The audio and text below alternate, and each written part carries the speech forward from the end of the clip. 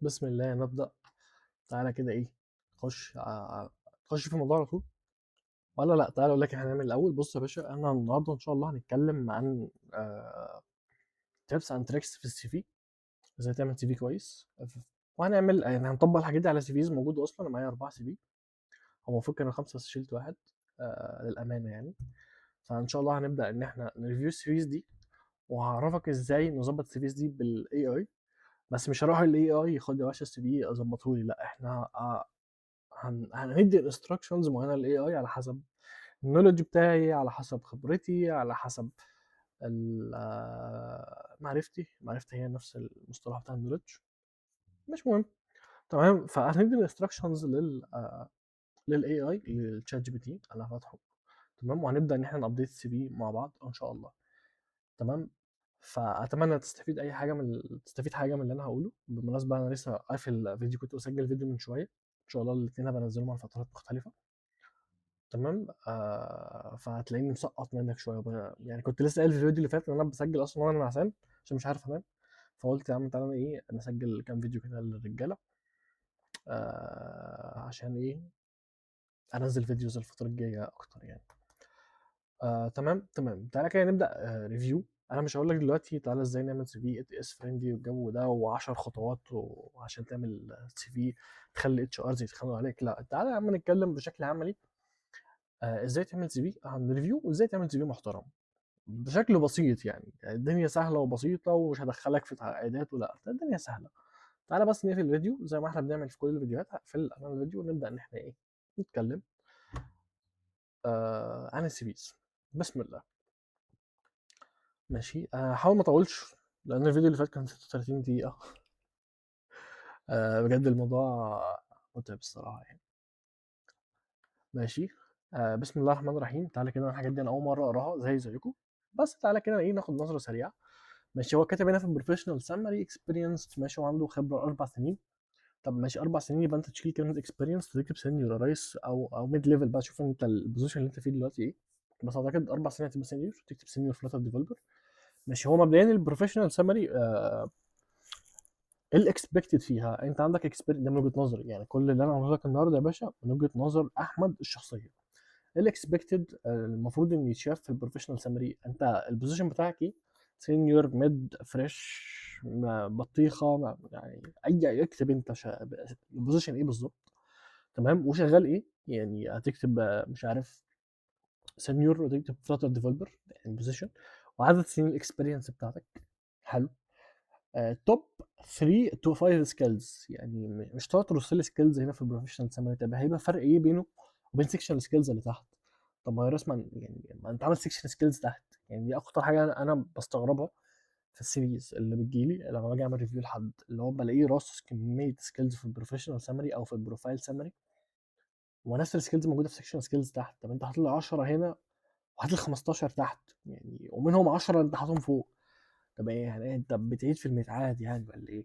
يعني في كونسبت، عارف انت الدرايف برنسبلز، دونت ريبيت يور سيلف. مش برنسبلز، برنسبل. انا بقول لك انا مسقط وعسان. مش عارف انت الدرايف برنسبل، دونت ريبيت يور سيلف. نفس الحوار هنا، انت ما تقعدش تعيد الكلام. كفايه هنا انت تقول من توب ل 3 ل 5 سكيلز، اجمد 3 سكيلز عندك وتحطهم هنا. انا حاطط مثلا 5، يعني مش هخار عليك، بس انت حط من 3 ل 5. ماشي، هو كاتب هنا ايه ان هو اكسبيرينس، اكتب بقى انت سينيور مثلا. يعني انت كاتب هنا فلوتر، انت مش كاتب لغايه دلوقتي انت كنت ميد ولا سينيور ولا ايه بالظبط. انا كنتش عايز تمام، يلا خير. بحاول اظبطها في المونتاج الحته دي. ماشي، انت هنا المفروض تكتب البوزيشن بتاعك هي فين، البروفايل سمري. ماشي، تمام. المهم، ماشي، التوب 3 تو 5 سكيلز هو كاتب هنا ان هو سوليد باك جراوند ان نيتف اندرويد ديفلوبمنت. حلو. تعالى نعتبر دي، خلي بالك، سكيل. ادي اول سكيل، سبيشاليز in building and publishing production ready mobile applications in Flutter and Clean architecture to app stores for international clients across Palestine, Saudi Arabia, UAE, Egypt, Malaysia. through boss freelance. بص، البروفايل سمري جميلة جدا، جميلة جدا جدا، قريبة جدا من اللي أنا عاملها. يعني كاتب الأماكن اللي أنا اشتغلت فيها، الدول اللي أنا اشتغلت فيها. بما اني بشتغل ريموت، شغلي كله ريموت، ما بحبش انزل اون سايت، فانا كاتب اسامي الاماكن اللي انا اشتغلت فيها كدول، يعني مش اسامي الشركات في البروفايل زمان. هو عامل نفس الفكره اللي انا عاملها في السي في بتاعي الشخصي. تمام. لا، البروفيشنال سامري جميله، مرتها الاخر هي لذيذه. اكتب، شيل بس كلمه اكسبيرينس واكتب، شوف البوزيشن بتاعك انت ايه دلوقتي في الشركه، واكتب كده. انا مش فاكر والله هو كاتب فوق ايه في اسمه والدنيا دي، مش فاكر كاتب سينيور ولا كاتب ايه بالظبط، مش متذكر، ومش عايز اطلع فوق يعني. عايز احافظ على هويه الراجل على قد ما اقدر يعني. المهم، فهي كده البروفيشنال سامري. انا قلت لك الاكسبكتد ايه من توب 3 تو 5 سكيلز، البوزيشن اللي انت شغال فيه، انت شغال ايه بالظبط. تمام. الرول بتاعتك ايه، عدد سنين الاكسبيرينس، زي ما قلت لك التوب 3 تو 5 سكيلز. وانا حاسس ان انا بعيد الكلام، معلش، انا بقول لك انا نعسان، فانا ماشي الدنيا. ماشي. الورك اكسبيرينس، تعالى ننزل تحت. من الحاجات اللي انا بحبها في الورك اكسبيرينس ان الديسكربشن بتاع الورك اكسبيرينس يكون على هيئه بولت بوينت. خلينا متفقين ان السي في مش بيتقري، مش عايز اقول لك مش بيتقري، بس نوعا ما مش بيتبص عليه كله. لان مثلا انت الاتش ار ولا التالنت اكوزيشن بيوصل له 1000 سي في، هل هيشوف ال 1000 سي في؟ لا يعني. انا لو مكانه مش هبص على 1000 سي في، هروح ابص على اول 100 واحد، وهبص على اول 100 واحد ابص على كل سي في فيهم 7 ثواني بالكتير. يعني انا مش هقول لك هبص عليهم كلهم 7 ثواني، لا، انا هبص على اول 100 واحد 7 ثواني. حلو. ولو ما حدش عجبني مش هبص على ال 101، لا، انا هروح انزل هايرنج من تاني. يا اما اروح اعمل هيد هانتنج على اشوف حد كويس اكلمه، ولا بشتغل ادخل هايرنج بروسيس، يا اما هروح اشوف حد يعمل ريكومنديشن لحد تبعه من الشركه عندي. انت واخد بالك الدنيا ماشيه ازاي؟ لان عدد كبير يعني. انا كنت من فتره كنت منزل، وانا بص مش عايز اخش في حوارات بعيده عن السي في، فخلينا في السي في احسن.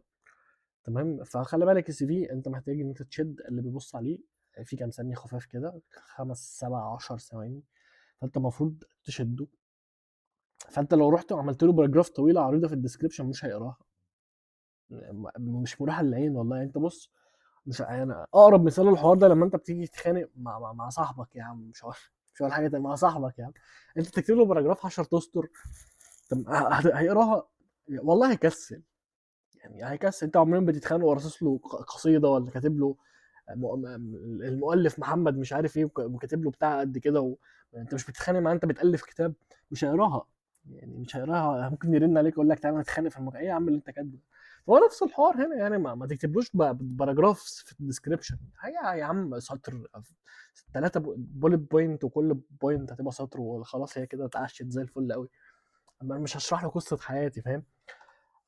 لان لسه في انترفيوز، امال الانترفيو معمول ليه؟ ما انت عشان تتكلم اكتر عن نفسك. فانت ولينكدين موجود ليه؟ يعني الديسكربشنز اللي موجوده على اللينكدين في الورك اكسبيرينس سيكشن موجوده برضه عشان تكتب اكتر. يعني هنا كيب ات سمبل، هنا في السي في، بس في اللينكدين يا باشا اكتب قصه حياتك، انا مش عندي، ما عنديش اي مشكله. هو لو حابب يخش يقرا قصه حياتك هيخش يقرا عادي. تمام. اما هنا لا، هنا خلي الموضوع بسيط على قد ما تقدر، لان الراجل يعني الاعداد بقت كتيره، السيفيهات اللي بتتباع كتير، فهو فاهم يعني. احمد ربنا ان هو يفتح السي في بتاعك اصلا. فاهمني؟ ما تعقدهاش وتصعبها عليه، سهلها له. يعني هو يعرف الشخص ده كويس ولا لا، ويعرف ياخد السيشن، هيكمل معاك، هيرن عليك اصلا بعد هيقفل السي في ويرن عليك، ولا هيقفل على كده خلاص اللي هو لا سكيب هات اللي بعده. فانت حط له الديسكربشن بولت بوينت، ومش الديسكربشن بس، اي حاجه موجوده اعملها على هيئه بولت بوينت يعني. فين البروجكتات؟ يعني سيكشن البروجكتات فين؟ يعني انت اكسبيرينس 4 سنين شغال من ديسمبر 2020 ومفيش بروجكتات؟ طب يعني الحته دي محتاجه توضيح. يعني مفيش بروجكتات ازاي؟ يعني انت كاتب هنا بروجكتات بس مش حاطط لينكات.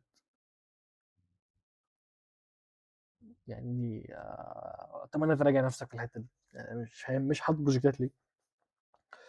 بس تعالى نكمل. انت عندك الورك اكسبيرينس، المفروض ان انت تبدا تحط الحاجات على ايه بولت بوينت، وتعمل بولد لبعض من الكي ووردز اللي انت حابب ان هو ياخد باله منها. يعني انت مثلا هتشوف مثلا، تعالى نفترض ان دي اجمد حاجه عندك، ليت تو ممبر ديفلوبمنت تيم، دي تعملها بولد، بحيث هو في ال5 ثواني كده اللي بيفتح السي في يشوف اللقطه دي. بس انا عايز حد مثلا يقدر يلد مثلا ناس تحته جونيورز تحته ويعرف يعمل لهم كود ريفيو، فانت تقوم عامل دي بولد، واخد كلمه تانية كده معمول كود ريفيو، انت كنت بتعمل كود ريفيو اعملها بولد. انت فاهم، انت بتهايلايت الحاجات الجامده عندك في السي في، بحيث ان هو مش لا انت بتقول له يا باشا انا عايزك تبص على دول.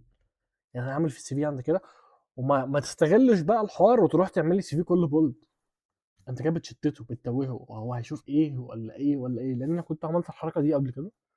كان الحاجات البولد كتير قوي عندي في السي في، وكنت داخل انترفيو، فهو يعني لما انا في اخر الانترفيو عموما بساله ايه رايك في احمد في السي في، في البروسيس، في ردودي في الانترفيو، وباخد ان انا باخد فيدباك. فكان قال لي ايه اللي انت يعني انت عامل حاجات كتيره بولد قوي، تمام، انت عايز تشو الاكسبيرينس بتاعتك، فعامل حاجات كتيره بولد وده غلط. حاول تقلل الحاجات اللي انت عاملها بولد، يعني ما تعملش حاجات بولد كتير، وما تلغيش الفكره. يعني اعمل حاجات بولد بس التوب، مش يعني عارف انت الجمله يعني مش نفس الحاجه، بس انا عايز اوصل لك الفكره. انت كل ما انت موجود اكتر كل ما هيبتك قلت، انت فاهم، فانت كل ما انت عامل له حاجات بولد اكتر كل ما هيبتها قلت يعني. يا عم ده عمال بيعمل بولد لاي حاجه، واخد بالك؟ فهنا نفس الحوار، اعمل حاجات بولد تشد نظره، خلي الراجل في الخمس سبع ثواني اللي بيبص فيهم على السي في يقفل ويرن عليك، يقوم جاي طالع كده شايف الرقم تليفون ويرن عليك. ده اللي احنا عايزين نوصل له. حلو، ماشي. انت عندك هنا ديفلوبمنت اي اي باور، انت برضو مش حاطط اسامي الابلكيشنز. حلو. بالمناسبه انا عندي في السي في الشخصي بتاعي حاطط هنا تحت الجزء ده كده، حاطط ريليتد بروجكت.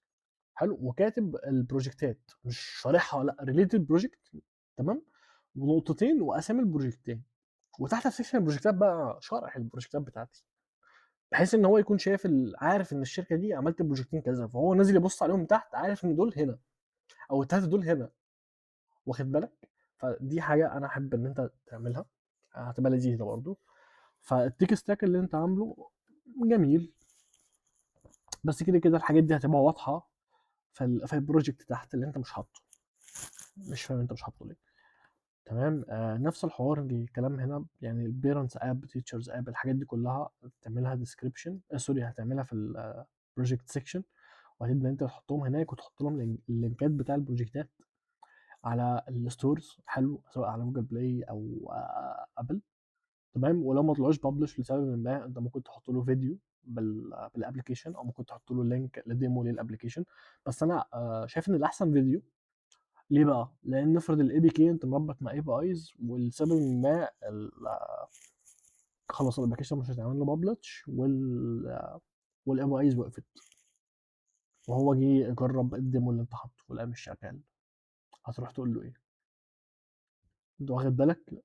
فلا، حطوه فيديو للابلكيشن احسن. تمام تمام، لغايه ما يحصل ببلش بقى شيل الفيديو وحط اللينك بتاع الابلكيشن.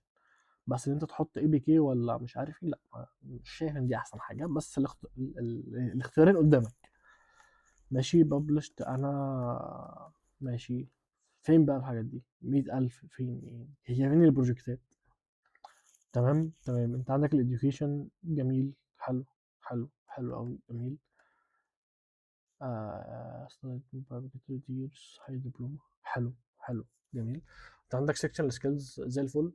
بس انت واخد بالك ان سيكشن سكيلز واخد مساحه كبيره قوي، انت كنت ممكن تعملهم جنب بعض، هيبقى احلى وهيبقى اشيك، وهيدي مساحه للسكشن بروجكت. يعني انا متاكد سكشن بروجكت لما يخش، انت راجل بتتكلم في 4 سنين، يعني عامل شويه بروجكتات حلوه، فالسكشن ده اصلا انت السي في بتاعك هيوصل 3 صفحات، فوفر مساحه على قد ما تقدر. ده كده بالنسبه لاول سي في. تاني سي في، تعالى كده نشوف البروفايل. خلي بص يا باشا، الالوان اللي في الابلكيشن تكون ابيض واسود يعني. انا مش عارف ده اسمه ازرق ولا اسمه ايه بالظبط، ف الاندرتيكر مش موافق على الكلام ده. بص تخلي ابيض واسود، تمام. عندك فلاتر ديفلوبر with strong passion of building مش عارف ايه improving my skills. بص اللي فاتت كانت احلى اللي احنا شفناها في السي في اللي فات. بص هنا انت كده مش كاتب انت عندك اكسبيرينس كام سنه، انت كاتب فلاتر ديفلوبر اكسبيرينس كام سنه، مش كاتب انت جونيور ولا فريش ولا سينيور ولا تيك ليد ولا سي تي او. يا عم انت مش كاتب اي حاجه من الحاجات دي. واخد بالك؟ فانت المفروض توضح انت ايه اللي انت بتعمله واكسبيرينس كام سنه. بس انت مش اكسبيرينس، فانت ممكن تكون فكرت ان انا انترن، فعشان كده كاتب ان ما رضيتش اكتب حاجه وسايب الموضوع عام. تمام، انت ممكن تكون فكرت بالطريقه دي، بس برضو يعني يفضل ان انت توضح. حلو، هتكون شكلها اشيك، يعني اعتبرها اسطمبه انت ماشي عليها، يفضل توضح. تمام، سترونج يعني اللي انت كاتبه ده كله والله ممكن يتلخص في سطر واحد او سطر ونص. تمام. I'm looking for opportunity. ماشي. where I can add value. حلو، السطر ده حلو. السي في اللي فات يفتقر الى السطر ده، وانا اريكومند ان السطر ده يكون موجود. دي هتكون حاجه جميله ان الراجل شايف ان في هدف. بس انت عايز راي الشخص في الحوار ده، انا شايف ان ملهاش لازمه يعني. ما انا باعت السي في عشان اقدم على شغل، مش لازم اكتب له ان انا والله بدور على شغل. انا باعت لك السي في عايز شغل. فانا شايف ان ده مش مهم قوي صراحه يعني. تمام. بس يعني بحطها، ما حاسس ان الفقره كبرت منك، طب يا عم شيلها، انا مش حاططها.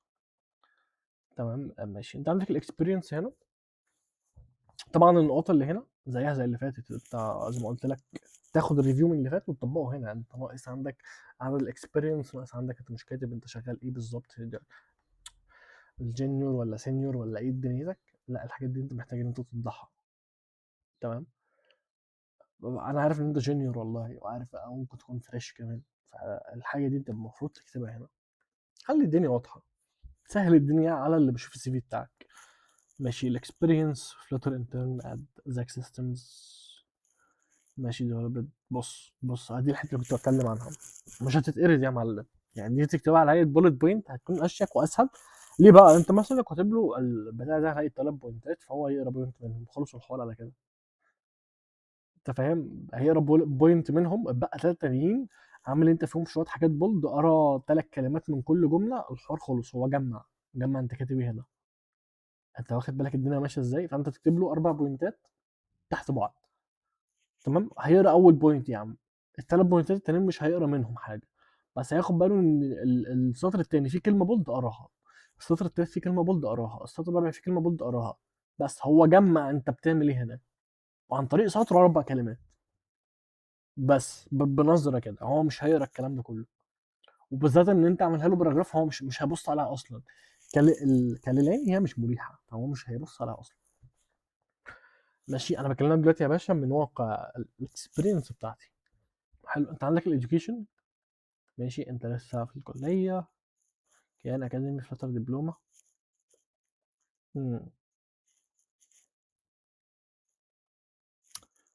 ماشي، انت لسه هتخرج السنه الجايه صح؟ ماشي، جميل. انت مش كاتب القسم بتاعك ايه هنا، يعني انت تقريبا دلوقتي في سنه ثالثه، يعني المفروض انت تخصصت، القسم مش مكتوب هنا يا ريس.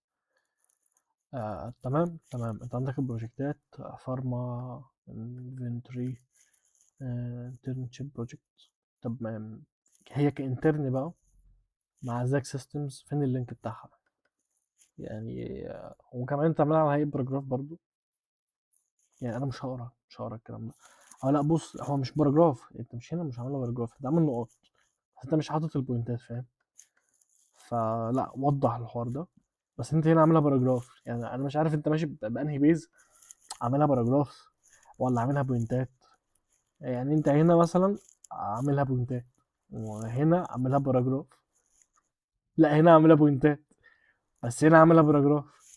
فانا يعني اعملها بوينتات، امشي بالطريقه دي احسن زي ما انا قلت لك. تمام. وهنا المفروض انترن، يا تحط له ديمو، يا تحط له فيديو، يا تحط له لينك البروجكت على الستور. اما انت حاطط له كده وخلاص، هو استفاد ايه؟ يعني مع احترامي الكامل للسي في والمكتوب، بس انا ممكن اروح اقول له يا باشا انا كنت شغال على بنك مش عارف ايه، وكنت بعمل هناك كذا كذا كذا. هو عارف منين يعني؟ ما ممكن اكتب اي حاجه، احط له حاجه يشوفها، احط له حاجه يفهم منها حاجه. فاهمني؟ سهل الامور على اللي قدامك، ما تصعبهاش عليه، الله يرضى عليك. ماشي، انت عندك كويك مارت، حاطط له لينك جيت هاب، وانا حاطط له لينك جيت هاب. جميل. انا مش عارف لينك جيت هاب جوه ايه دنيته، بس تعالى كده نبص ناخد نظرة سريعة. هل معمول ريدمي ولا مش معمول؟ مش معمول، خلي بالك يا ريس، ظبط ريدمي بتاع جيت هاب.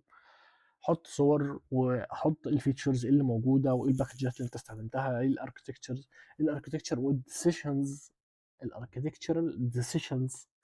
ركز في الحته دي اللي انت خدتها، على فكره الحته دي هتفرق معاك جدا جدا جدا جدا. بس انا اقرب من المايك واقولها لك تاني. فين المايك احسن كله يعني. الاركتكتشرال ديسيشنز، واخد بالك؟ تمام. ليه هتفرق معاك؟ توضح ان انت راجل فاهم، انت فاهم انت بتعمل ايه، مش بتفايب كودنج، مش شايف كورس وبترص وراه.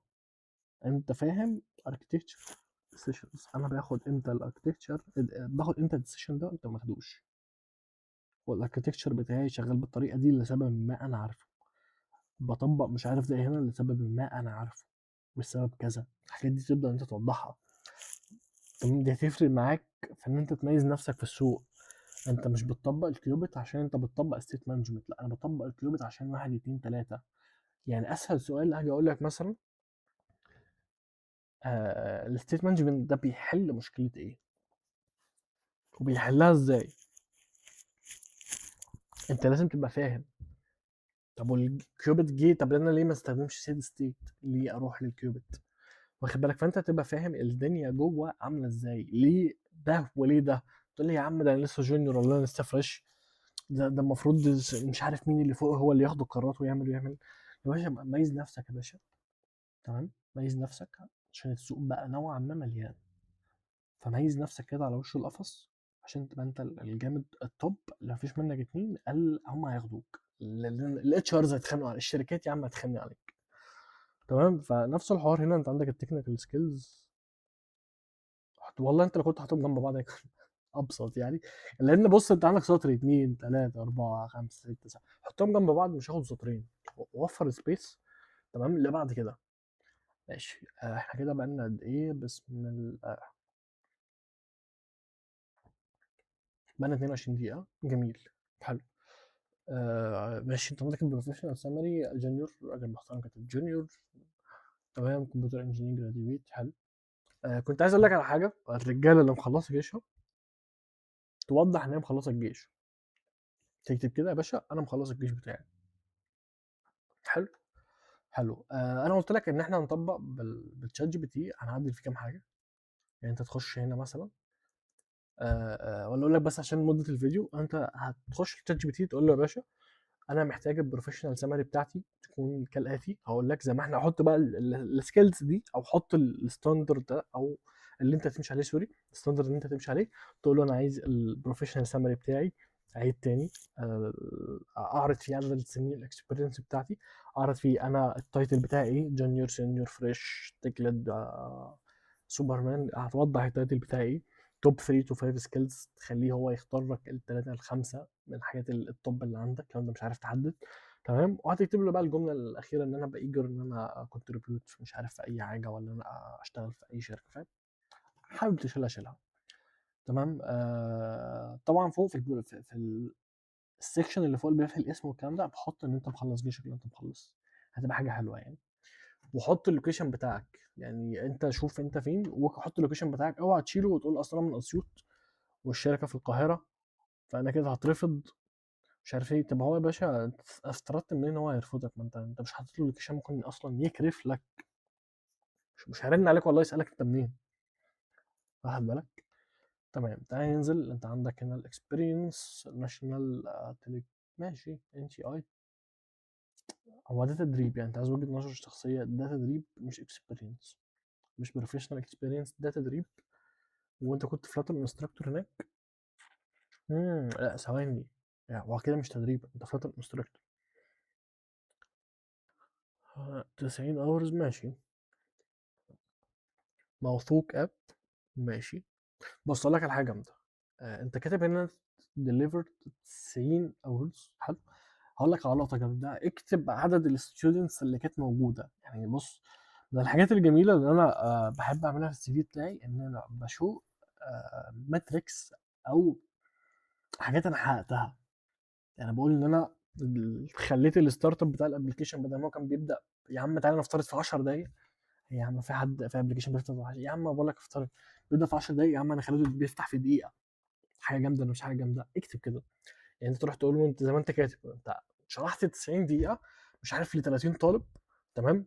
وال30 طالب عملوا 500 بروجكت. بص حط الارقام دي ووصله ان في سكسس بيحصل. إيه، فاهم؟ تبقى حاجه جميله. يعني انا مثلا بقول ان انا عملت امبروف مش عارف للاب ستارت اب من كذا، من الثانيه كذا للثانيه كذا. يعني بدل ما هو كان بياخد 3 ثواني خليتهم ثانيتين، خليته ثانيه. فيجي يسالني في الانترفيو طب عملت كده ازاي، هبدا انا اقول له ان انا عملت ريفاكتور لكذا، والسيرفيسز اللي كانت مش عارف ليزي سنجلتون خليتها سنجلتون. هبدا ان انا اشرح الكلام ده. تمام. تمام. فانت تشوف السي في دي حاجه انا بحبها، السكسس ماتريكس اللي انت بتعملها. تمام. تمام. زي اللي انت عاملها هنا، وتكتب بقى عدد الطلاب، وتكتب هم عملوا بروجكتات ايه والكلام ده. انت مش تشرح الكلام ده كله، لا، انت بتكتب مختصر مفيد يعني. تمام. يعني انت لو كاتب منتور تريننج، تمام، فانت توضح هنا بقى ان عدد الطلاب دي هتبقى حاجه جامده. ماشي. انت عندك موثوق اب فريلانس، بس ده موثوق اب فريلانس، فده في البروجكتات تحت. يعني انت حتى مش حاطه في البروجكتات، واخد بالك؟ فاعتقد ده هربان من هنا. يعني انت هتلاقيك ما خدتش بالك وحاططه هنا. حلو. فلوتر ديفلوبر. تمام. بروجكت بلاند كونتينر فريلانس فيز ديفلوبر اي لوجيك. بص ماشي، حلو، جميل، حلو. ماشي. بص هتنقل الكلام ده، هتحطه هنا من مارس 2025 لمارس 2025، شهر. ماشي. انت ادرى في جوب تاسكر، انا جوب تاسكر. ماشي. بص يا باشا، تاسكز. لا، انت هنا بتشرح البيزنس بتاع الابلكيشن ده يا ريس، انت بتشرح انت عملت ايه. تمام. يعني انت كاتب لي هنا، يعني انت عاكس الدنيا. انت كاتب لي هنا لوكال نوتيفيكيشن، طب انت استخدمت ايه في اللوكال نوتيفيكيشن؟ يعني انا فهمت ايه انا كده؟ وحاطط لي انت لينك جوجل بلاي. يعني انا لما افتح لينك جوجل بلاي هبقى هتكتب لي في الديسكربشن جوه. انا في اللوكال نوتيفيكيشن لا، كنت اعملها فاير بيز.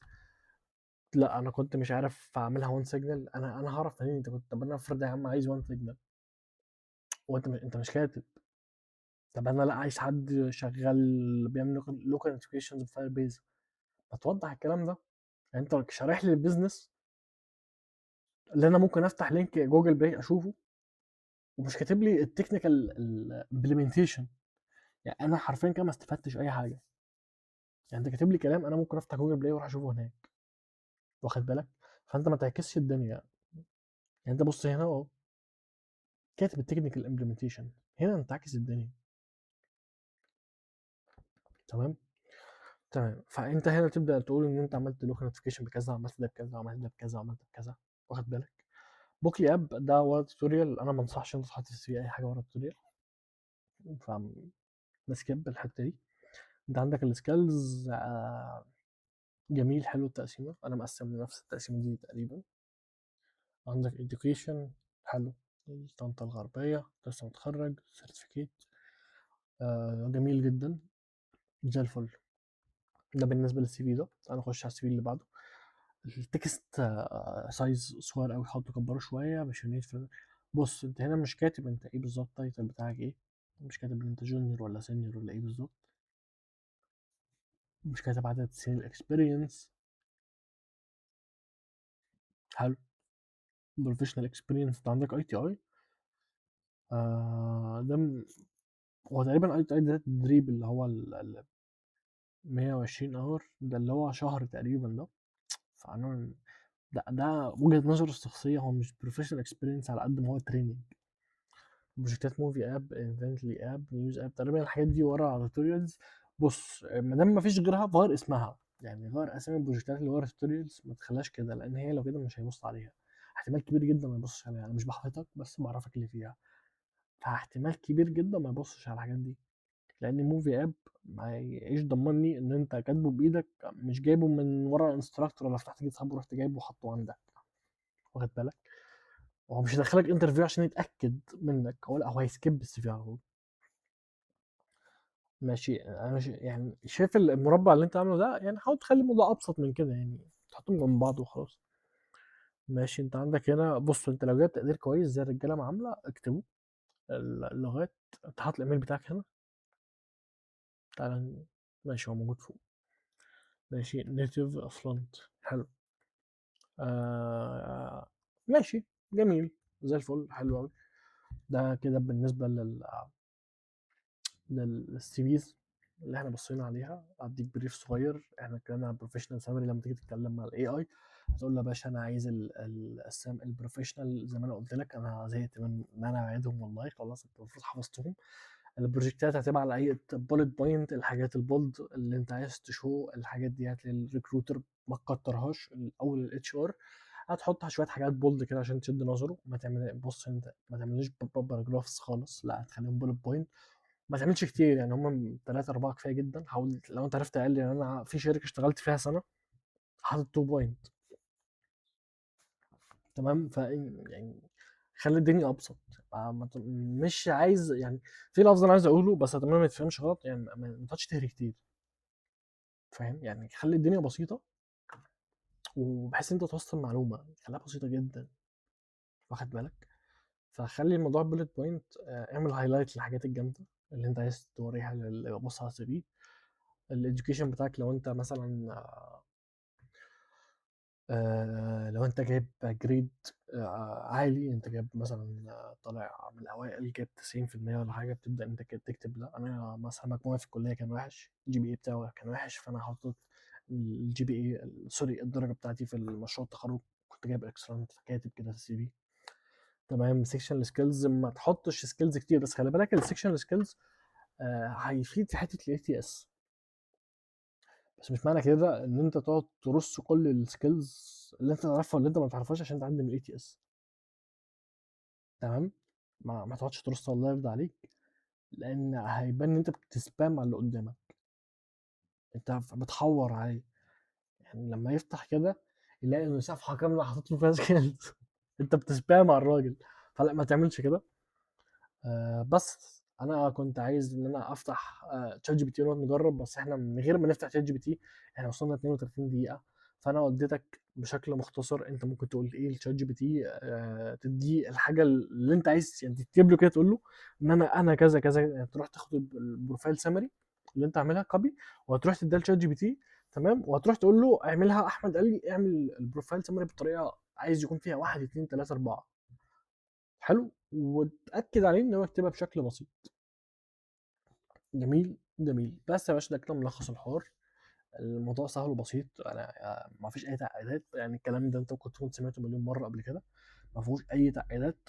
لو كنت داخل متخيل ان انا اخش اقول لك 12 خطوه امشي وراهم هتعمل تي في جامد ما فيش منه اتنين، لا الموضوع بسيط خالص، هي شويه تبس خفيفه.